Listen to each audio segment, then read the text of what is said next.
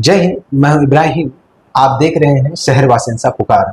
आज हमारे साथ मौजूद सफाई कामगार के मुंह बोले नेता और फिर से ये एक बार इसी बात की आवाज को उठा रहे हैं कि सफाई कामगार लोगों को उनका वेतन, उनका हक नहीं दिया जा रहा है।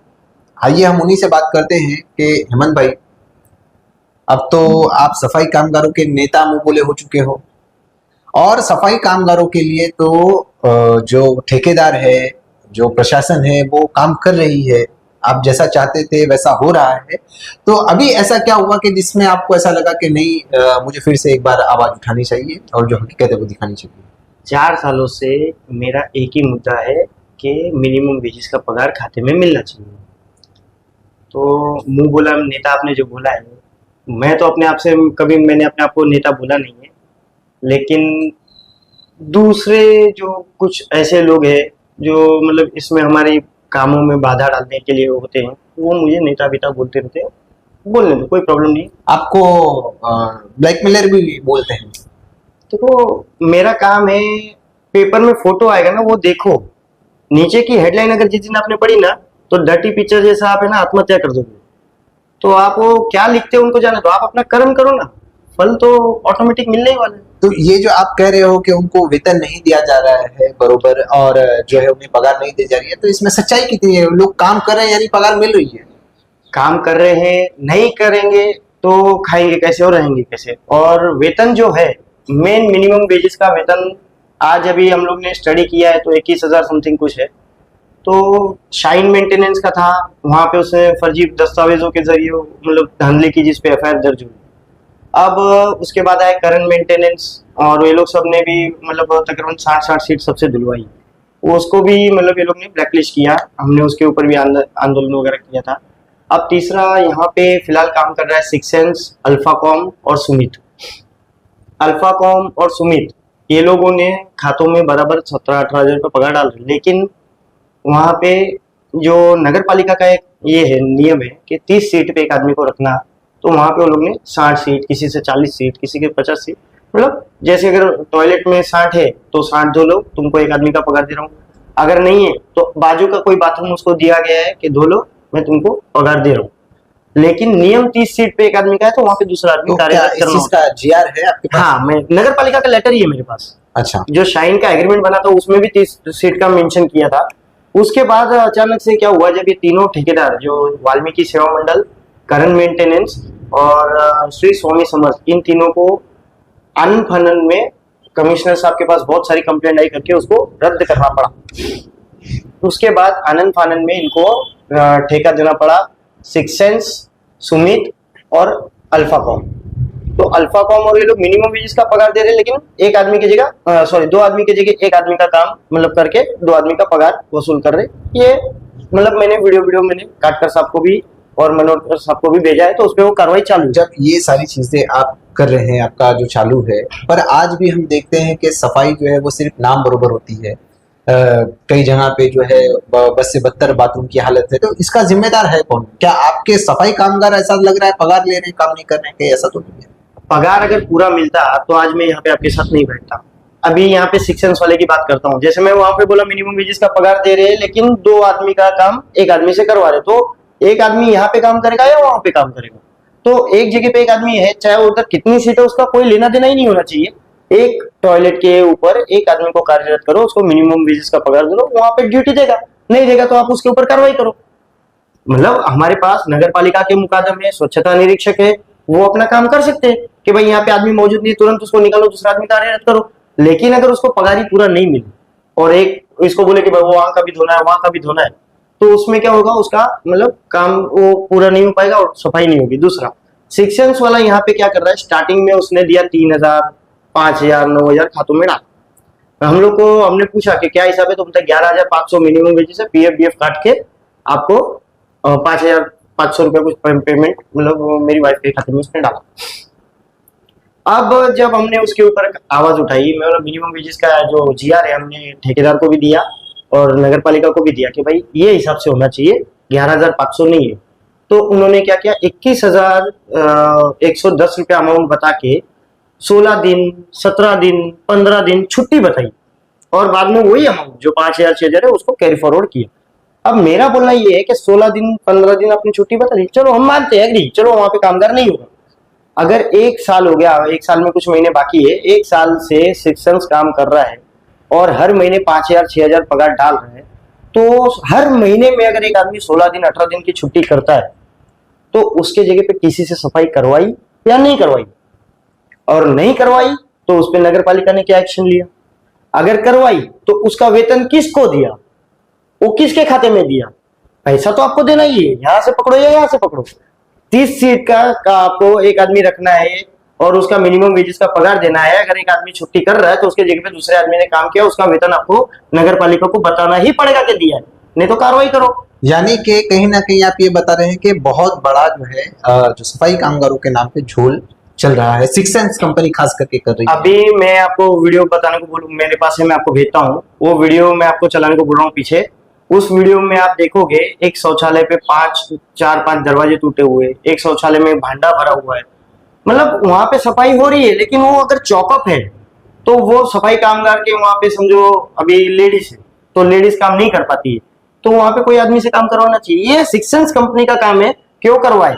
अगर वो नहीं करवा रहा तो हमारे पास कोई मुकदमा आता है चेकिंग के लिए, महीने में एक बार विजिट होती है उनके, भाई क्या टूटा क्या फूटा, तो उनको हमने हर एक बार उनकी डायरी में लिखवाया कि ये बनवाना है, ये टूटा है, ये फूटा है। पिछले आज से नहीं 5 सालों से काजूपाड़ा शौचालय का एक टॉयलेट और एक वॉशरूम खराब पड़ा, आज तक किसी ने ध्यान नहीं दिया, वैसे ही पड़ा है।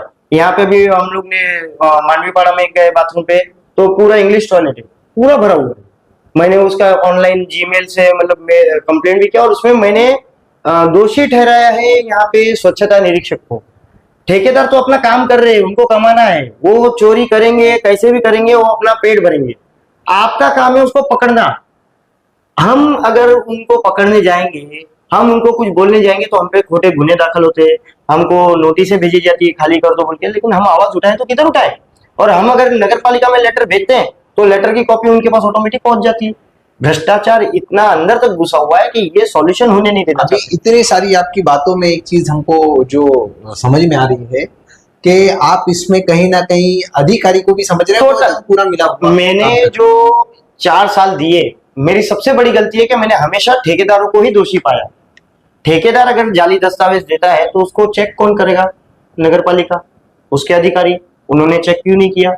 आज वो 2020 का शाइन मेंटेनेंस का केस था, 2020 के टाइम से फर्जीवाड़ा किया उसने 2022 तक, वो एफआईआर 2024 में दर्ज होती है और उसके बाद भी वो मतलब ठेकेदार बिंदास बाहर घूम रहा है और उसको जमानत उसकी रिजेक्ट हो गई है, फिर भी मतलब पुलिस प्रशासन उसको पकड़ने की कोई ताकत नहीं दिखा। मीन्स कितना भ्रष्टाचार है। मैं आज डीसीपी साहब के पास भी जा ही रहा हूं कि भाई अगर उसका जमानत रिजेक्ट हुआ है तो उसको अरेस्ट करने का प्रावधान है ना, क्यों नहीं पकड़ रहे। करोड़ों रुपए का झोल है वो। तो ये सारी चीजें जो आप कर रहे हैं, मेरा आपसे एक सवाल जो है कि ये सब करके आपको मिलेगा क्या? अगर आपको आपके हिस्से का सामान मिल जाता है तो फिर आपको इतनी आवाज उठा करके मतलब क्या? अगर मुझे मेरे हिस्से का काम मिल जाता, अभी तो मैं काम पे हुए नहीं किधर और मुझे काम पे लगना भी नहीं है। मेरा बोलना ये है कि मैं मेरे लिए अगर करना चाहता तो 4 साल पहले ही मैटर सोल्व था। वहां पे वो पहले ही दिन मेरे को बोल दिया था 20,000 हर महीना ले लेना, मगजमारी मत कर, लेकिन मेरे को पैसे नहीं चाहिए। वो लोग ने मुझे जो 2.5 लाख रुपए का एक वीडियो भी वायरल किया था, वो मुझे मेरा और मेरी वाइफ का उस टाइम का वेतन दिया था। आपकी इतनी कौन सी पगार हो गई कि 2.5 लाख रुपए आपको मिल? मेरा 73,000 रुपीज समथिंग, वो लोग ने 28 रुपए प्रति सीट के हिसाब से हिसाब निकाला था और मेरी वाइफ का 1,60,000 समथिंग कुछ अमाउंट बताया था। दोनों का मिला के योगेश पुजारी था वहां पे और उनके सामने जो वीडियो वायरल किया है वो वीडियो आप देखो ना, उसमें सिर्फ मेरे पे फोकस किया है, बाजू में बैठे लोगों को क्यों नहीं कॉप करके वो वीडियो क्यों डाला है। चोर होता है ना वो अपने आप को छुपाता है, लेकिन पुलिस प्रशासन का काम है कि ऐसी चीजों को उजागर करना। पत्रकारों का काम है इस चीजों को उजागर करना, लेकिन किसी ने इस पे आवाज नहीं उठाई, क्यों? वो एक सवाल ही रह गया। अभी जैसे कि आप कह रहे हैं कि जो ये सारे सिस्टम है वो आपके कहीं ना कहीं खिलाफ में है, तो क्या उम्मीद है आपको कि आपकी जो लड़ाई है वो कहीं ना कहीं जीत तक पहुंचेगी? या मैं जीत चुका हूं, उसका प्रूफ है ये। नगर पालिका ने नया टेंडर निकाला है, ये अभी प्रकाशित किया उन्होंने इस पे ऑनलाइन, जिसमें उन्होंने ठेकेदारों को एकदम लिख के ही दिया है कि आपको प्रतिदिन 900 एंड आप पेपर में आप चला देना, फोटो में भेज दूंगा, 989 रुपीज लेबर को एनी हाउ देना ही है पर डे। तो ये तो उनको कंपलसरी हो गया, तो मेरी जीत हो चुकी है। मेरे सभी सफाई कामगारों को आज नहीं अगले टेंडर में उनको ये कंफर्म हो जाएगा कि उनको 25,000 तक का मिनिमम सैलरी का जो अमाउंट है वो उसको मिलने ही वाला है। अगर 25,000 मिलेगा तो जो सफाई कामगार है वो छोड़ करके कहीं और जाते हैं काम करने के लिए, शायद वो नहीं जाएंगे। वो जाते हैं इसलिए क्योंकि इनको पूरा वेतन यहाँ पे नहीं मिल रहा। 8,000 10,000 में अगर काम करेगा बंदा तो घर में गैस लेना पड़ता है और दूध चाय पानी शक्कर राशन, इनके लोगों के राशन कार्ड भी नहीं बन रहे यहाँ पे। क्यों? क्योंकि वो जहाँ पे रहते हो सरकारी जगह है, राशन भी उनको नहीं मिलता, कोई ऐसी सरकारी सुविधा जो होती है वो भी उनको नहीं मिलती है। ये सभी का निवारण यही है कि इनको अगर मिनिमम वेजेस का पेमेंट मिलेगा तो 1 साल 2 साल 3 साल तक ये शायद यहाँ पे काम करेंगे, उसके बाद अपना नया रूम लेंगे ना लोग। और भी बहुत गरीब लोग हैं, उनको फिर वहां पे रखो। अगर कोई ऐसा जबरदस्ती कब्जा करके बैठता है कि भाई वो बाहर उनको करोड़ों का काम है, वो अच्छा घर बार है और फिर भी कब्जा करके यहाँ पे वो जबरदस्ती बैठा है, तो उनको आज निकालो। बाहर काम पे जाता है, मैं तो बोल रहा हूँ कि जो भी बंदा काम करे वो वहां पे ड्यूटी देगा। अगर पूरा पगार मिलेगा तो ड्यूटी क्यों नहीं देगा? वो बाहर काम पे क्यों जा रहा है? अच्छा, एक और चीज है इसी के अंदर में मैंने भी ध्यान दिया है कि ड्रेस है, बूट्स है, मास्क है, लिक्विड है, ब्लीचिंग पाउडर है, ये सारी व्यवस्थाएं वहाँ पे होनी चाहिए। टॉयल है वो होनी चाहिए, जो साबुन है वो होना चाहिए। इतनी कुछ चीजें हैं। हम जब भी जाते हैं कोई सरकारी बाथरूम में तो वहां तो हमें ये सब तो दूर, जो नल लगे होते हैं वो उसमें पानी तक नहीं आ रहा होता है, जो डब्बे होते हैं इस्तेमाल करने के लिए वो तक नहीं होते हैं। तो ये सारे जो ये सब पैसे जाते कहाँ हैं? ये सब पैसे कहाँ जाते हैं? पैसे इनके पास, ठेकेदारों के पास जाते हैं। और नगर पालिका में कोई जो जब एकदम अभियान छिड़ा होता है ना कि आज स्वच्छता दिन है और ये अभियान मतलब करना है, तो वहां पे वो सब चीज अवेलेबल हो जाएगी। पेनकरपाड़ा में एक पब्लिक टॉयलेट है, सीटीबी नंबर 122 महावीर नगर में। आप ऊपर जाओ, कामगार ऊपर ही रहता है, उनको वहां पे एक मतलब छोटा सा कैबिन है, वो कैबिन के अंदर पूरा मटेरियल भरा हुआ है। वो शिक्षण वालों का नहीं है, वो वाल्मीकि सेवा मंडल का है जो पिछला रद्द हो गया था। वो पूरा मटेरियल वहां ऐसी के ऐसी पड़ा है, जिस दिन ऐसा कोई बड़ी चेकिंग आती है वो मटेरियल तब उसके टाइम पे निकलता था। शिक्षण वालों को हमने बताया कि जिसका मटेरियल है उसको लेके जाने को बोलो। स्वच्छता निरीक्षक हमारे कांतिलाल बांगर साहब को बताया कि वो किसका सामान है उसको लेके जाने को बोलो। तो वहां से ऐसा बताया कि उन्होंने पुलिस कंप्लेंट की कि सामान चोरी हुआ। अरे सामान तुम लेके ही नहीं जाओगे तो उसमें कामगार की क्या गलती है? चोरी कैसे होगा? और दूसरी चीज, वहां पे सांप निकला था, उसकी भी कंप्लेंट डाली, लेकिन कोई दिखा कुछ पूछताछ नहीं, कोई लेना देना नहीं किसी को। नगर पालिका सिर्फ ये देखती है कि जब कोई बड़ा सांप आता है चेकिंग के लिए तो वहां पे वो सामान हो जाए, फिर बाद में भले ना चले जाए। पैड डिस्पोजल के सब जगह मशीन लगाए थे, शाइन मेंटेनेंस कहाँ है मशीन? वो खाली उस दिन जब वो स्वच्छता निरीक्षक मतलब स्वच्छता इसका दिन था, उस दिन कमिश्नर साहब वहां पे चेकिंग करने वाले थे, तो वहां पे उस दिन लगाए, फोटो खींचे, कमिश्नर साहब आके देखे, चले गए, मशीन निकल के वापस। वो मशीन सब शाइन वाला वापस लेके गया, बिल पास हुए, लेकिन हर एक चीज का है। ये जो इतने बड़े भ्रष्टाचार को अंजाम देने में कहीं ना कहीं ऐसा लगता है कि अधिकारी से लेकर के जो भ्रष्टाचारी ठेकेदार है, जो भ्रष्टाचारी अधिकारी है, ये सब मिले हुए कहीं ना कहीं नजर आते हैं। दोस्तों, आप लोगों की राय हेमंत कानाबार ने जो सारी चीजें सामने रखी है उस पर क्या है, कमेंट करके जरूर बताएं। और वीडियो अच्छा लगा हो तो इसे दूर तक पहुंचाएं। मैं इब्राहिम, जय हिंद, जय महाराष्ट्र।